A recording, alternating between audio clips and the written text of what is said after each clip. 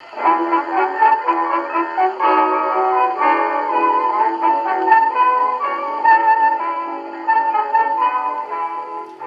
to another episode of Off the Menu. I'm Vincent Franchini from Tumblr House here with the eloquent Charles Coulombe. Oh, that's all right. I'll go with that. Eloquent. I hope so. Good. I hope so. How was your week? Well, my week was pretty odd, as it usually is. A couple of nights ago was the eve of St. Mark. Very, very scary. Only outshined in weird para-Halloweenness by Monday's Walpurgisnacht, May Eve, which is coming up. Yeah. Yeah. So you see, you're going to be seeing this, ladies and gentlemen, the very day you should be hiding under the bed. It's like Halloween in spring. Wow. And if that wasn't scary enough, like the lapel pin. Oh, we got a United Nations lapel pin? A UN lapel pin. I've just emerged as a one-worlder, a Rockefeller, who's the other guy? Ford Foundation, Carnegie type. What a sellout. Yeah, I know, completely. The man has gotten to you. Yeah, he did. I've been bought off, finally. No, sadly enough, I have not been bought off, so my loyalty remains untouched. But no, I'm wearing it partly as a gag, but also as a kind of a reminder that when I was little, a lot of hopeful people put their hope in the UN.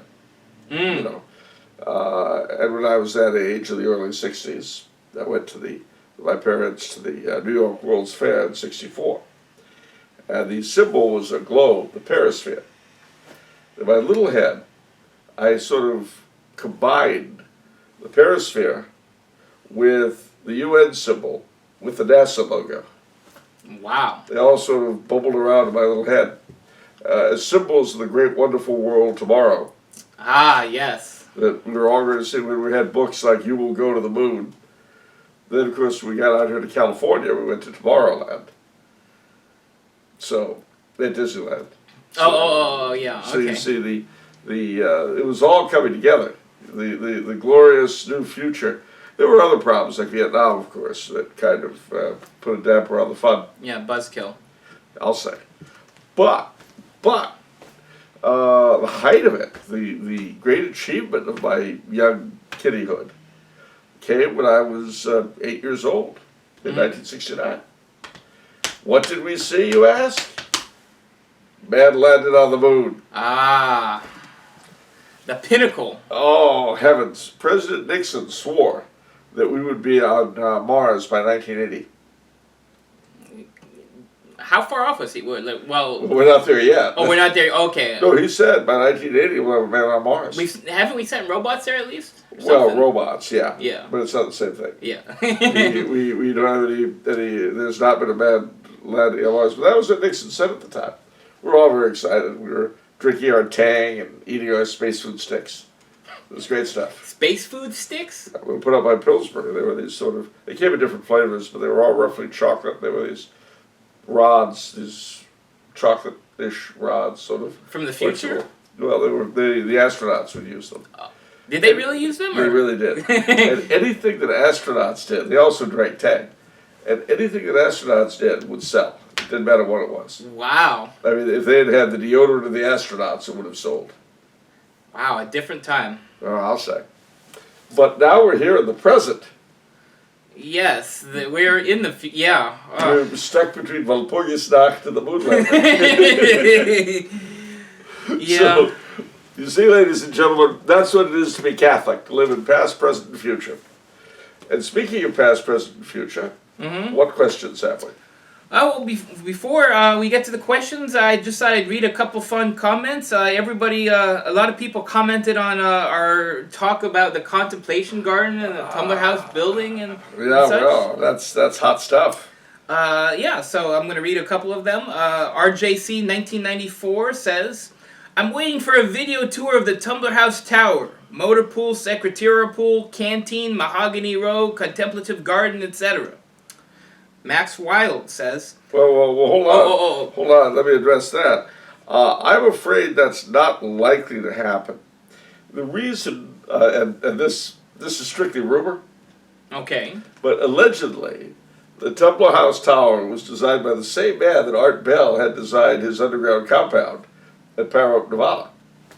Wow. As you know, your brother, the famous S-Man, loves his privacy. Mm-hmm. So I'm afraid that the very idea of a video tour of the splendors and glories of this place would drive him a little cray-cray. Okay, so I guess it's not on the menu. Yeah. No. Okay. Max Wild says, "I'm curious. Has President Trump visited the Tumbler House building? I think he'd be so dazzled that he'd be envious." That's probably true, but I'm afraid the insurance liability was too much for the suits. They looked at the cost of, because he wanted to come, I'm told. I don't know this directly, but I've heard that the president wanted to visit. But the sheer cost of insurance for the trip and security was more than your brother was willing to spend. Mm-hmm. So. Okay. Glenn Forbes writes, "Does Tumbler House really have a motor pool, secretarial pool, and all that? Is Charles merely being sarcastic in a very dry way?"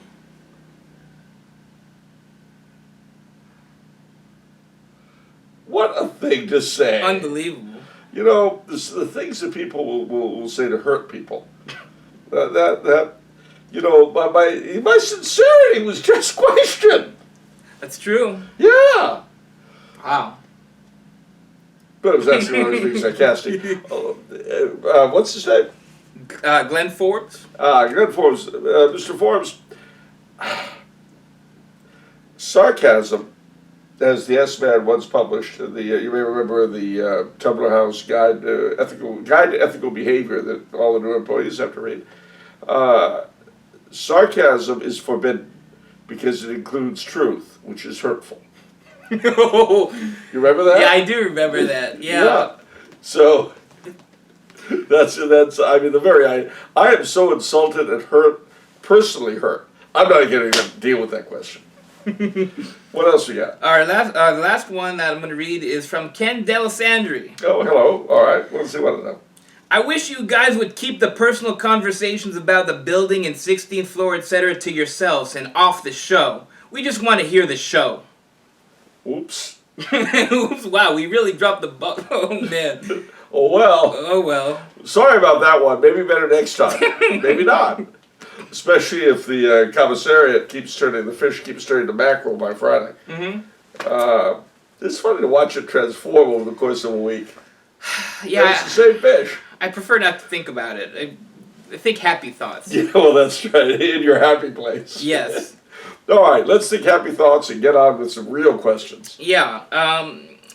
One other thing before the questions, another happy thought. I thought I'm going to plug the Tumbler House Discord server.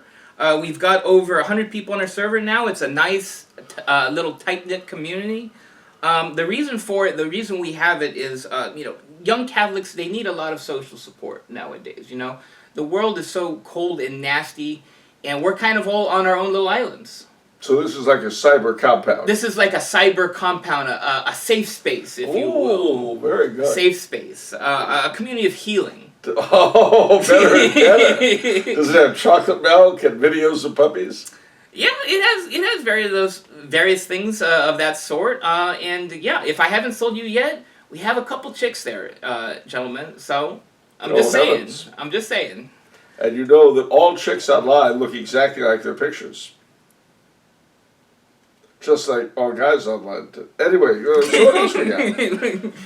Okay, yeah, so I'll throw the link up for our Discord server if you're young Catholics. A lot of memes, a lot of that stuff. Young Catholics.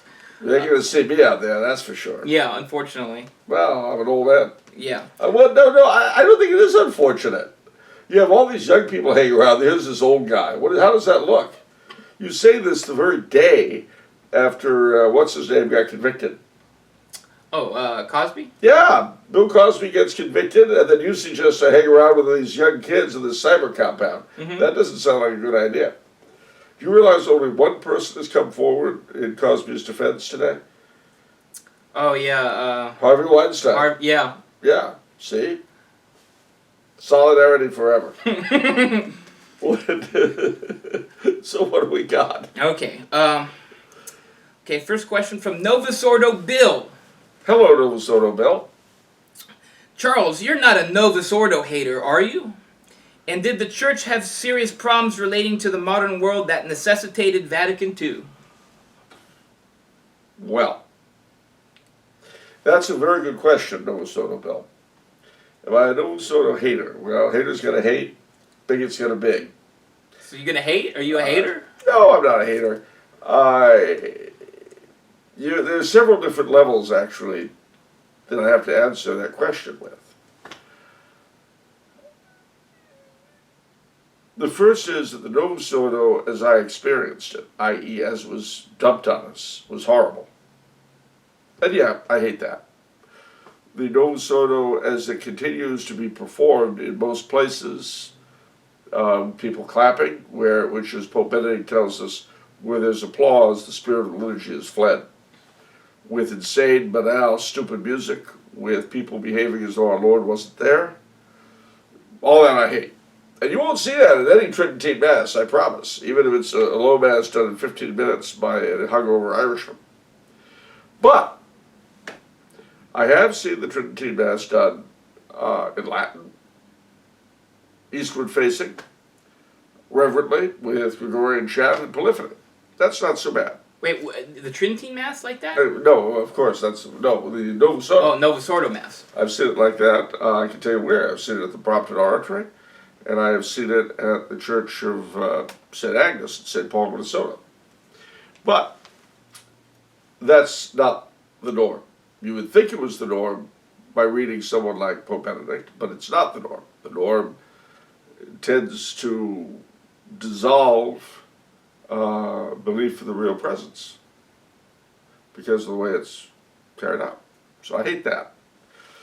Now then, the question is, does the Novus Ordo better express, and this is really the only way you can evaluate a liturgical rite, does it more fully express what the Church teaches is happening at the Mass than the Tridentine Mass does? And there again, I have to say the answer is no, especially because there's no offertory per se.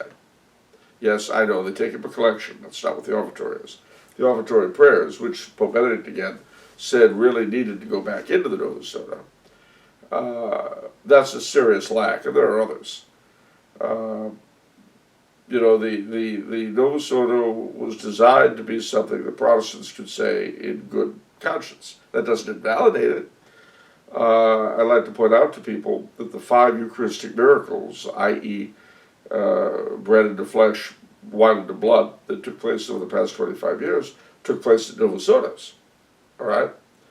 So, do I hate the Novus Ordo as a means of bringing our Lord down to the altar? No. I do not. But I do, number one, I do abominate the way it's usually presented, number one. Number two, I have severe difficulties with what was cut out of it. And thirdly, I don't see that there was any reason for it. Especially, if you read the Decree on Liturgy from Vatican II, you don't see a warrant for it at all. Now, having said all that, were there problems that the Church had? Oh, gosh, yes. But they really were not liturgical problems. That was not the Church's major difficulty. What liturgical problems there were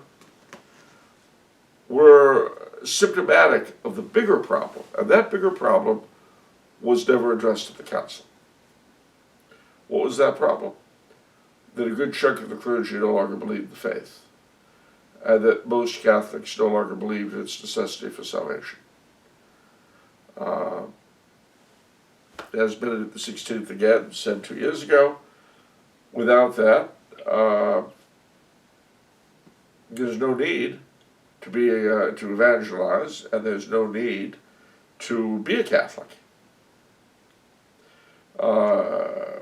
That was the time where, to quote the International Commission on the International Theological Commission's forgotten document on limbo. It was the time of the mid-20th century when theologians began to demand the right to imagine new solutions to the problem of unbaptized infants. Well, they began to demand that to everything, to reimagine, which means that objectively speaking, for them, the faith was not really true. Not in the sense that paying them salaries would be true, or taking away their property would be true. Well, that would be real. Losing their doctorates, their doctoral chairs, their professorial chairs, those would be real things. And the faith was not real to them in that sense. That the council never addressed. Even though it was pre-condemned by Pius XII in Humani Generis, wherein he lists a whole bunch of errors that were present in the 50s amongst theologians, one of which, he said, was making a meaningless formula out of the phrase, no salvation outside the church. Now, what is the meaning of this formula? It's a formula that has no meaning. There's no salvation outside the church except for those who are outside the church. Mm-hmm. Yeah, no, I think it's clear what he's talking about. Yeah. Or as one prelate of my acquaintance said, twice in my hearing, once from the pulpit, once afterwards, without faith it is impossible to please God, unless of course you don't have faith. Yeah. No, okay. That's like saying it's absolutely necessary to give the church money unless you don't. I'm sorry. Now I've gotten into reality. The whole money thing. Mm-hmm. So, that was never addressed. The question of who exactly is in the church and who is not was never addressed. The frontiers of the Orthodox, as you might say, were never touched on. And these are all important issues.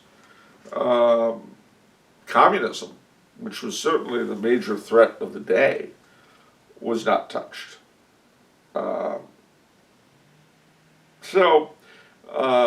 There were problems, but Vatican II did not really address any of them.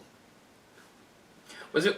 We were talking about this before the show. Was there another encyclical Pius XII came out with? You mentioned. Yeah, Mediator Dei, which dealt with a lot of liturgical errors that were in circulation amongst the learned before the council. One of which you'll be shocked to learn was reducing the altar to a table. Pius XII pre-condemned that. And the funny thing is, everything he condemned in Humani Generis and Mediator Dei is standard issue now. And the problem is that the sort of people who held those ideas are precisely the folks who became responsible for implementing the council. And they're young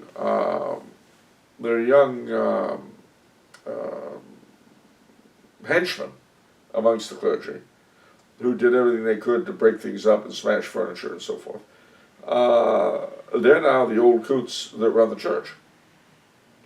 Under John Paul II, he called a halt. He said, stop. We're not going to repair anything. We're going to stop right here. Then Benedict came along and said, maybe we should start repairing some of the damage. With the outcry, woo, woo. And now the little darlings are in charge and try to complete the havoc that they wreaked at the beginning. Unfortunately for them, by and large, for the most part, younger involved lay Catholics and clergy and seminarians and religious aren't going to buy it because they've seen the results. You can never see the damage you do the way people you do it to can. Yeah. Like, if I were to smack you in the face like this, you would feel it in a way, you would experience the whole thing differently than how I would. Yeah. You would have a very different opinion of my punching you than I would have of it. Yeah, well, I think it's because a negative emotion, it like sinks it into your memory so much. Yeah. And I think I'm willing to say that even if time passed, you probably would not change your view of it very much. And probably if I came up a second time when I was, say, 50 years older, and started to feebly lift my little fist toward you, I don't know if your reaction would be optimal. No, I probably would have a suboptimal reaction. I'm thinking, yeah. So there's your answer. Bigots gonna big and haters gonna hate. Just one additional thing, because you said, the priests, they didn't really believe the faith. Yeah. I think... But to be fair, I think they didn't really, most of them did not really realize it. Well, see, what I was going to say is I think that's true for everybody to some extent. That's one of the themes that you and Bill talk about that's so important that I just would like to talk about a little bit. Like, sure. Because I've been trying to bring myself to daily mass, and, it's hard. Yeah, of course it is. But then I thought to myself, if they were giving out $100 for going to daily mass, it would not be hard anymore for me. No, suddenly there'd be no problem. And I realized that, to me, $100 is real. $100, $100. Yeah, whereas Mass is theoretical. We say these things about the Eucharist, but we don't actually have real faith. No. So I think that's something that all of us should pray for, is to have that real faith. And we don't have knowledge. I mean, how many of us know the 4 creeds? Of course. Apostles, most of us do, especially if you're a rosary sayer. Nicene, yeah, if you go to Mass on Sunday.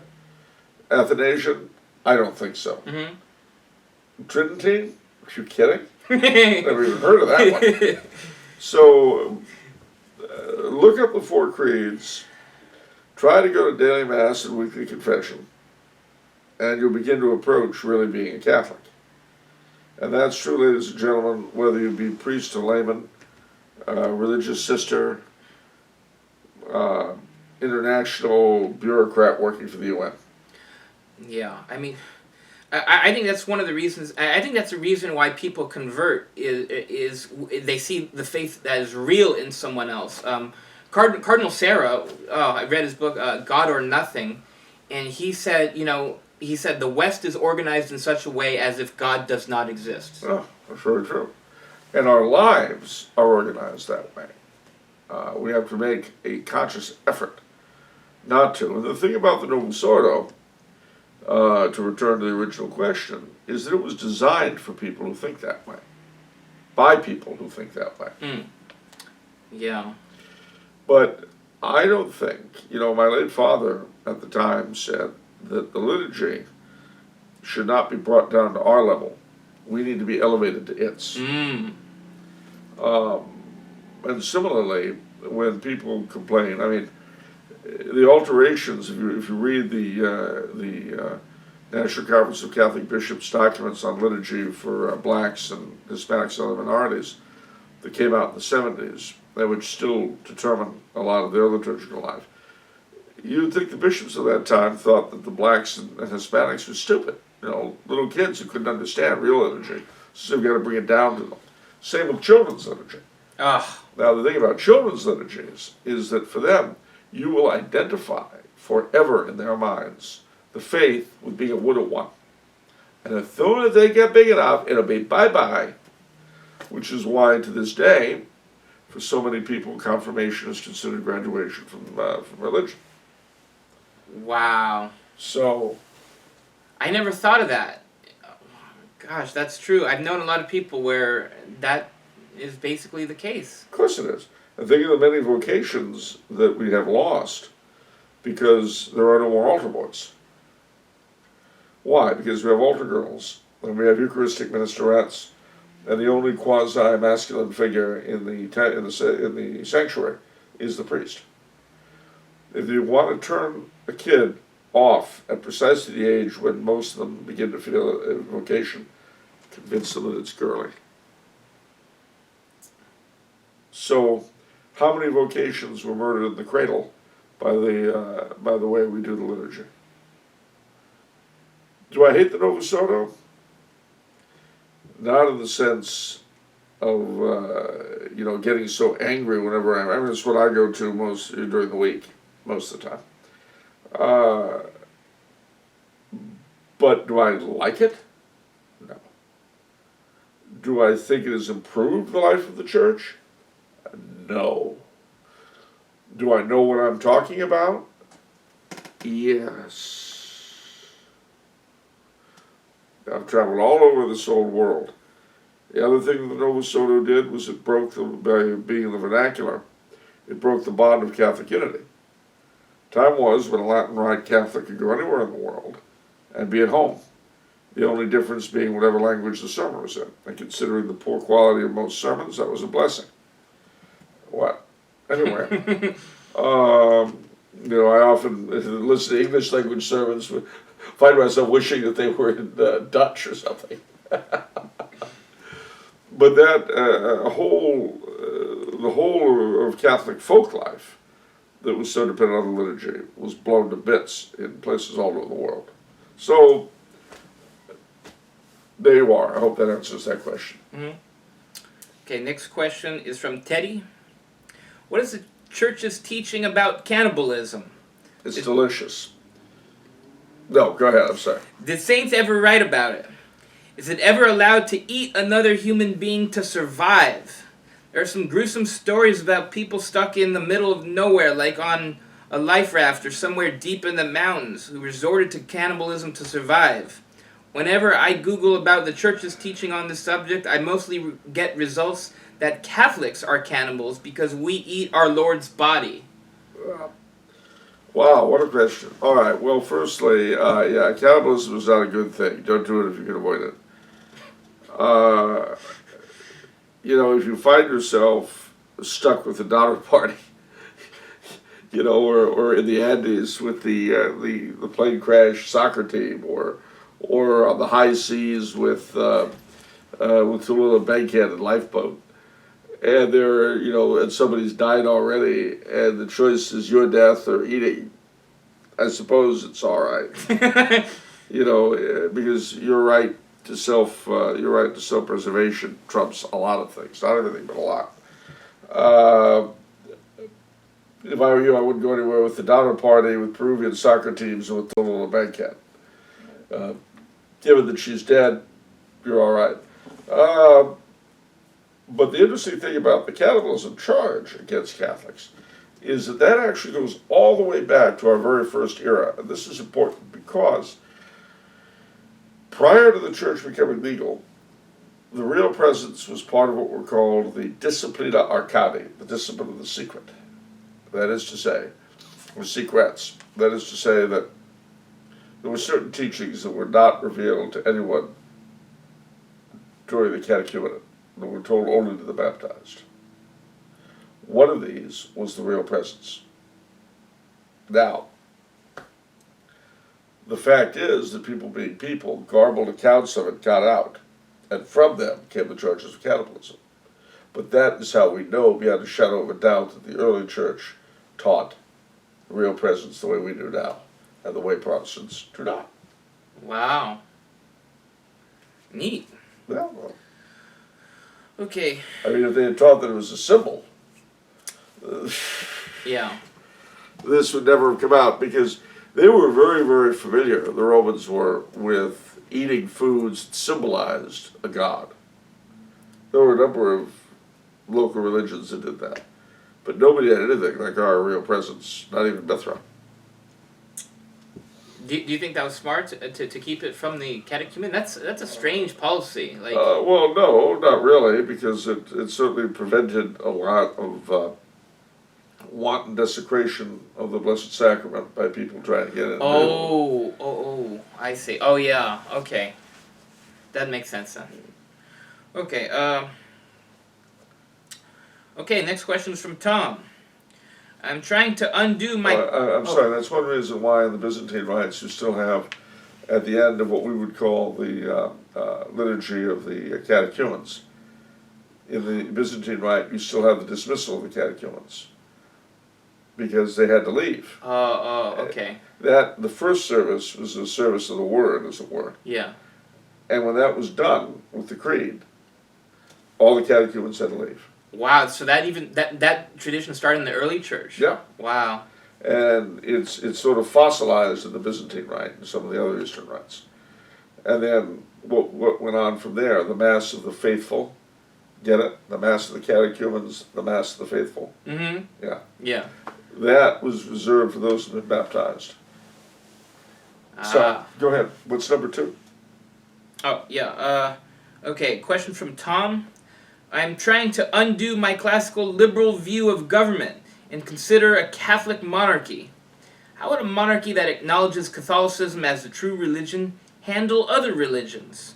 Would and should religious freedom and tolerance exist? Well, only to the degree that not doing so would bring about worse results. Not doing what? In other words, not tolerating other religions would bring about worse results than tolerating them. If it was going to bring about insurrection and war, you'd be entitled to coexist.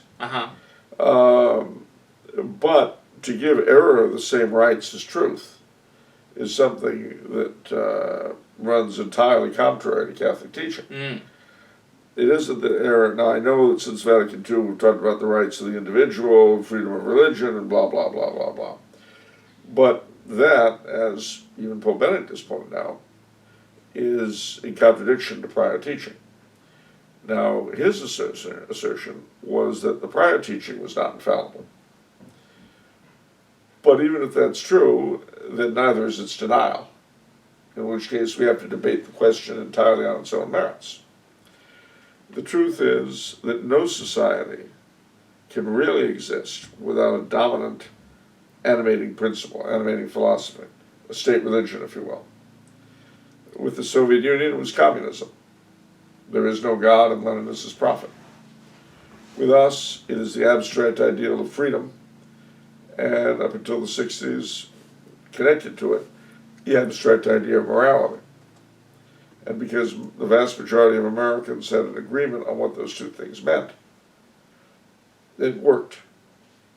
It's only been since that agreement has been broken, that consensus has been broken, that the system has begun to fail. In an area where Catholics are the majority, then the faith takes up that position, and like those two other systems, it reserves the right to defend itself against elements in society that might be antithetical to it. So, for instance, in this country in the 50s, as you know, we had the House Un-American Activities Committee to deal, initially founded to battle Nazis and fascists, and then communists. Today, if you say the N-word, you'll be beaten to a pulp one way or the other. But every society defends itself. Today, if you're a homophobe or a racist or an anti-Semite, you'll be punished. Because we consider that to be beyond the pale. I see. Every society does that. Where they differ is in what they're defending and what they're defending against. Okay. So the question then, you look back historically, when Catholics have allowed non-Catholics equal rights, has that preserved the Catholic nature of the state? Or has that nature been subverted?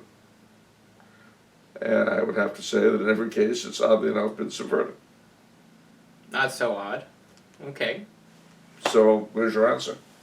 Yeah, well, you mentioned a lot of things, defense mechanisms in our country. Well, once upon a time, according to Puritan's Empire, it was illegal, a fine not to go to Protestant service? There's various fines. Yeah, that's true. In the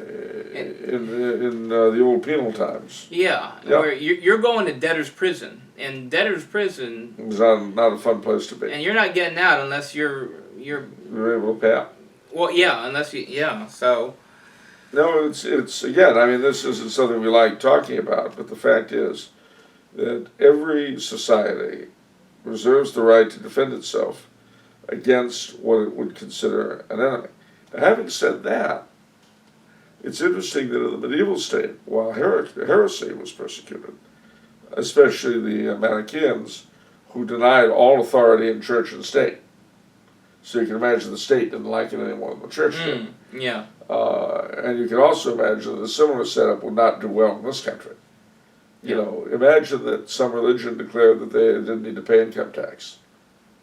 How far would that go, do you think? Suddenly you'd see the First Amendment go right out the window. Yeah. Because if they didn't, everybody and his brother would join that faith, at least on paper. You know, I'm a non-taxian. I've just had a sudden religious conversion. I can't pay any money to the government because I'm a non-taxian. How long do you think our tolerance under the Constitution would last for, like? Not very long. No, hardly enough. And strangely enough, despite the fact that we are a breeding ground of weird religions and strange sects, I can't think of any that has come up with that particular idea. But that's what the Cathars believed. Ah. So, apart from heretics, you'll notice that the Jews in medieval Europe, unless they were run out of town, which did happen, they lived in their own settlements, the famous ghettos. And people say, oh, it was terrible the Jews were locked into ghettos, which they certainly were. What they neglect to mention is that they ran their ghettos. Ah. In other words, you couldn't sell pork in the ghetto. You couldn't be working. If you were some Gentile coming in on a Saturday, God help you. You better get your tuckus out of the ghetto because you're not gonna have a happy time. So there you go. Okay. Next question is from Tommy Coe. Hello, Tommy. I just recently read about priests given permission to perform exorcisms over the phone due to the high demand. How do you feel about that? Wouldn't this basically be the same thing as a 12th century priest sending in a letter to a demoniac? How is this permissible? And most importantly, how is this effective? Tommy, would you do us a favor and send us something about that? I've never heard of this. And my questions would be exactly the same as yours. So, I have no answer for you except let us know precisely who, what, and where you're talking about. Because it sounds screwy to me for the same reasons it sounds screwy to you.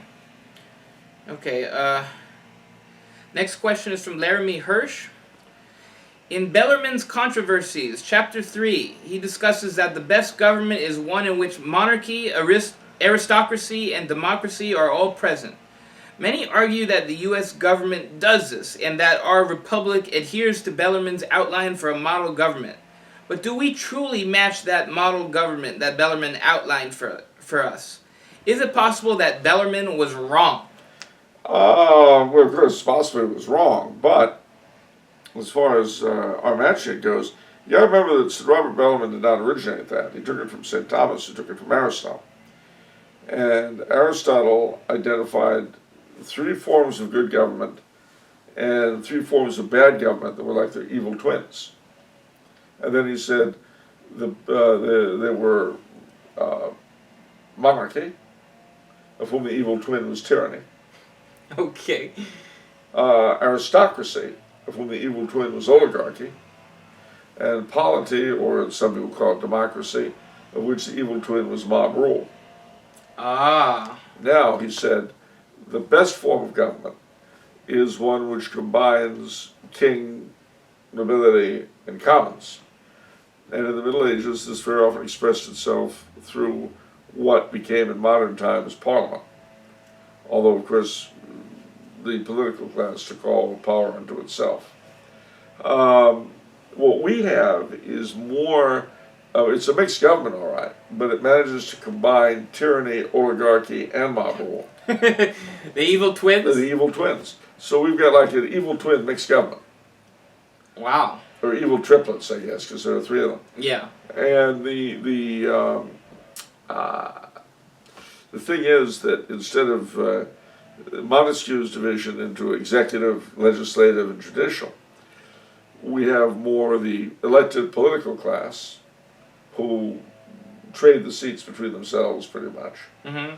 The bureaucrat class, who are basically immobile and determine what's going to happen on a day-to-day level anyway.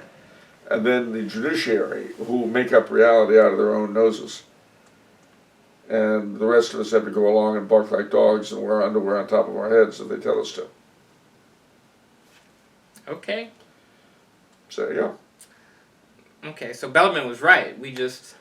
Well, I mean, he might have been. You know, he could have been wrong. He might have been right. But, I mean, in terms of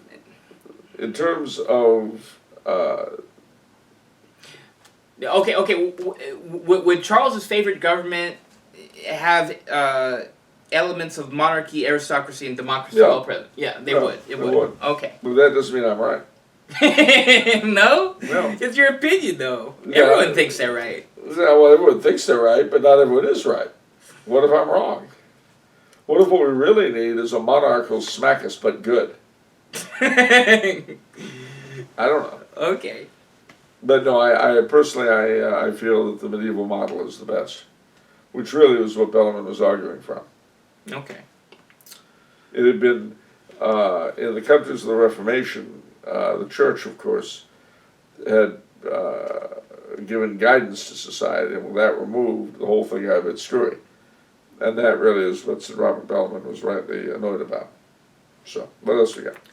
Okay, next question is from Brian Koch. For Christmas, I bought my wife the book Women, Words, and Wisdom by Solange Hertz. She really loves the book, and it, among a few other things, has inspired her to start discussing authentic femininity with other women in our community. Yeah. I also read her book on Americanism, Star-Spangled Heresy, yeah, and plan to get more of her books. Okay, my questions for Charles are, did he know Solange Hertz? Yes. And could he tell me more about her?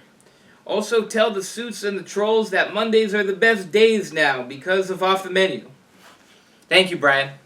Thanks very much. The suits will be happy to hear that. The trolls, nothing will make happy. You know, the trolls, you might as well just... But remember, if you are a troll, we all know you had weaning issues. You're not fooling anyone.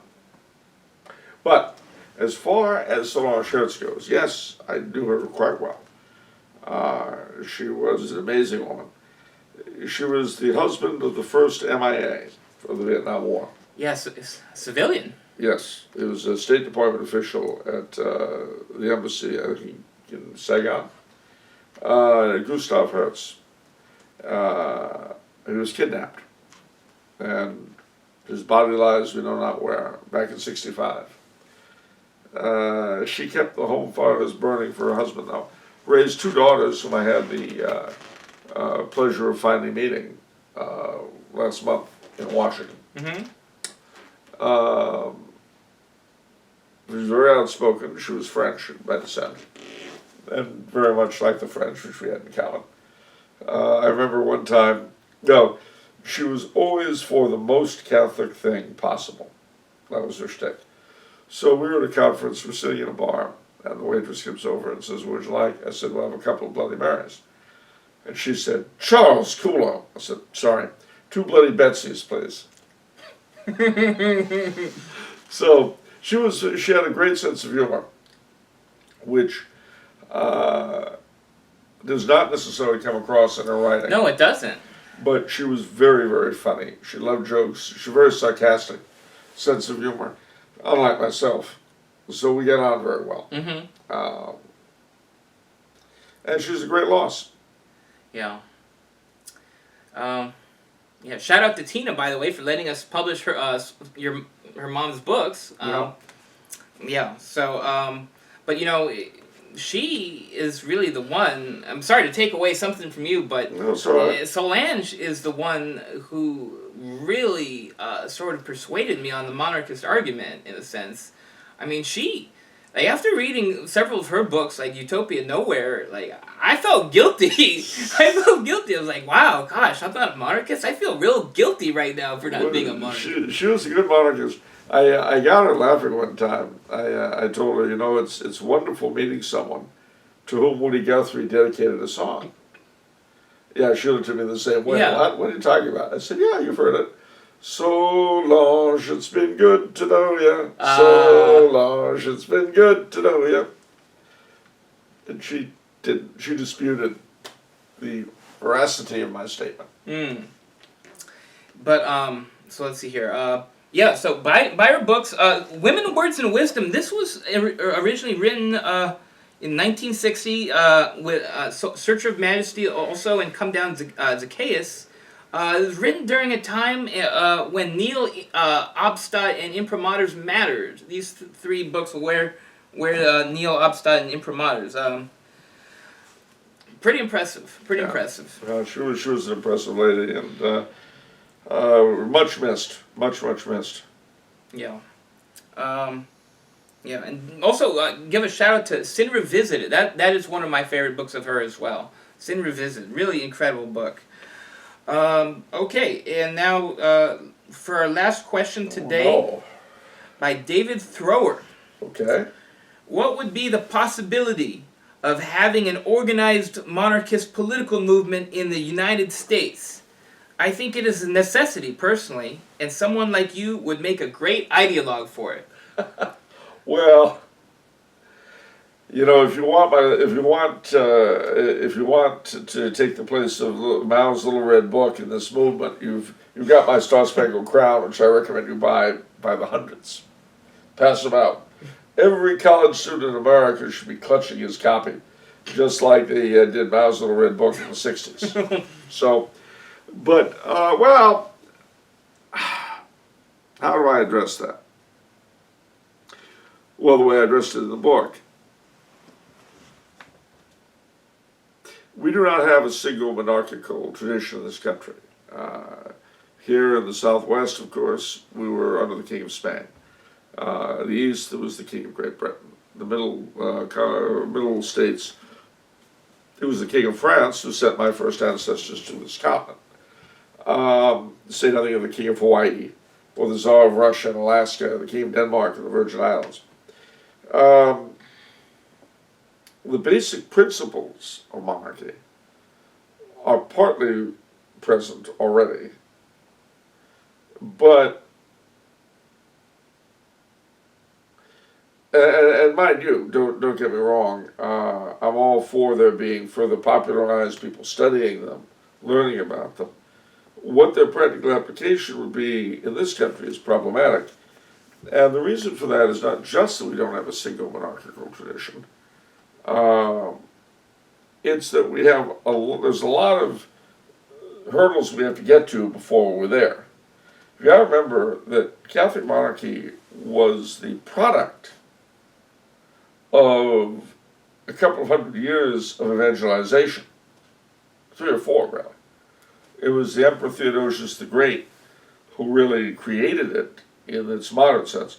And mind you, the kings of Armenia, Ethiopia, Syria, Nubia, and Georgia had all adopted Christianity as the state religion before Constantine, who only gave us toleration. Theodosius made it the state religion. But we have a ton of issues to get over before that. We're talking about a country where nobody sees a problem with the legislators in California creating a third sex. We're talking about a country where we don't even know what constitutes a human life, or at least our owners don't. We need evangelization more than any political fix, because without it, no political fix will work in the long term. Don't get me wrong. I would love to see a king of the United States, crowned by the Archbishop of Washington at the Basilica of the Immaculate Conception in D.C., with every governor leading us in the state capitals at Corpus Christi, and all that. Oh, absolutely, I'd love to see that. But before you can get up to those high-flying top towers, you've got to build a foundation. That's what Europe had, and what it still has. Latin America even has it, through the French and the Spanish, and actually Canada through the French and the Spanish and Portuguese in Latin America, the French and the British in Canada. All those countries have more of a broken foundation for re-evangelization than we did. That's the problem. And without evangelization, a Catholic monarchy can't work, because there's nothing hanging on. If the majority of your people are not Catholic, they're not going to take it. They will prefer whatever garbage they create for themselves. So, don't get me wrong. You want to start it? Go right ahead. Explore the ideas behind monarchy, explore monarchist writers of different ages and so forth. But evangelize. You will do more for the good old cause by making converts to the faith than by getting people to drink the health of the king on Friday nights when they get nice and drunk. Trust me on this. You know what I just was barely reminded of? I was reminded of your question on chivalry. How do we bring chivalry back? And I remember you used a very cute metaphor of the tea cozy. You know, and how do you bring the tea cozy? That's the covering of the tea. Well, you get people to drink tea again. The tea cozy is just a byproduct. Yeah. So, is Catholic monarchy merely a byproduct of Catholicism? I mean, do you go at it directly? It's a byproduct of the application of Catholicism to public life. The president of Poland last year consecrated Poland to Christ as King and the Immaculate Heart of Mary as Queen. Now this is amazing. Yeah.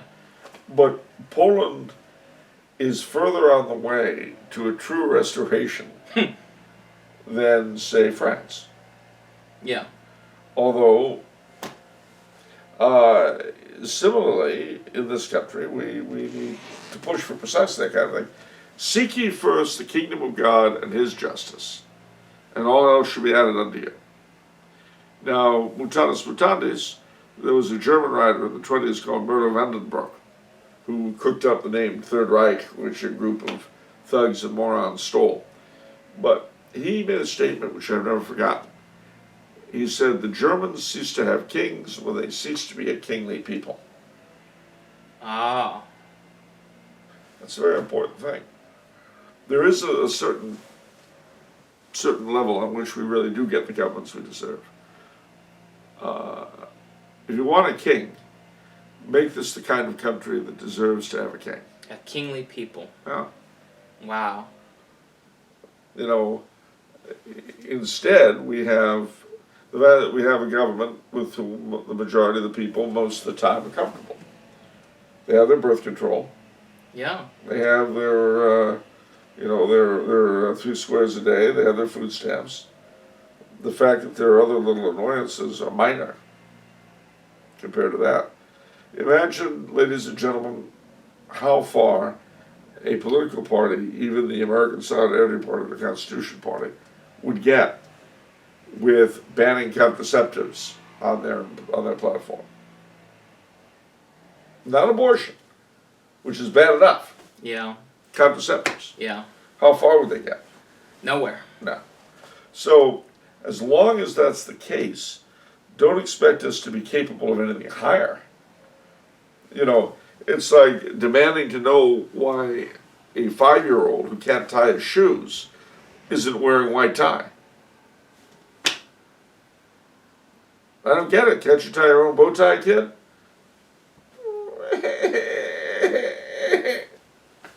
The difference, of course, to extend the metaphor a little bit further, is that this is a 5-year-old who rejected white tie and forgot how to tie his shoes. That's the difference. So, one other thing I'd mention on this that this topic brings to mind is a book that Tumblr House is considering publishing by Ralph Adams Cram. Ah, yes, the great Ralph Adams Cram. Yeah, I believe it's Gold, Frankincense, and Myrrh, and I think the premise of the book is he explains the 3 elements for a society to be monarchical and healthy. And so I just looked at the chapters. I haven't even read the book yet, but I remember one of the elements was monasticism. Yeah. What were the other 2 elements? You said they need sacramentalism, i.e., the sacraments, of course, but not just them alone, but the application of the sacramental ideal to everyday life. Good, by which he meant scholastic philosophy, going back to the question of Bellarmine, and monasticism, that is to say, a goodly chunk of the population praying constantly for the good and well-being of their fellow citizens. Those are 3 solid things to work for, right there. Yeah, yeah. So, again, seek ye first the kingdom of God and His justice, and all these will be added unto you. Mm. So that's about that, I guess. I forgot. Uh-oh. Sorry, I'm sorry. I didn't mean that. Do you see how you are? Do you see how you are? No, you'll be happy to know that the Contemplation Garden is having an official opening, complete with dim sum and little things of Chinese tea. Dim sum? Yeah. What is that again? Little Chinese dumplings and things. Oh. Well, that's wonderful. When is that? It's, I think, April 31st. April 31st. Okay. Sounds good. Wow. I'll be there. I'll be there with bells on. All right. I'll be there with a little coolie hat. All right. That'll do it for this episode. Remember, if it's Monday, it's off the menu, and we'll see you next time. And remember, too, if it's off the menu, it might be mackerel. Ciao. Ciao.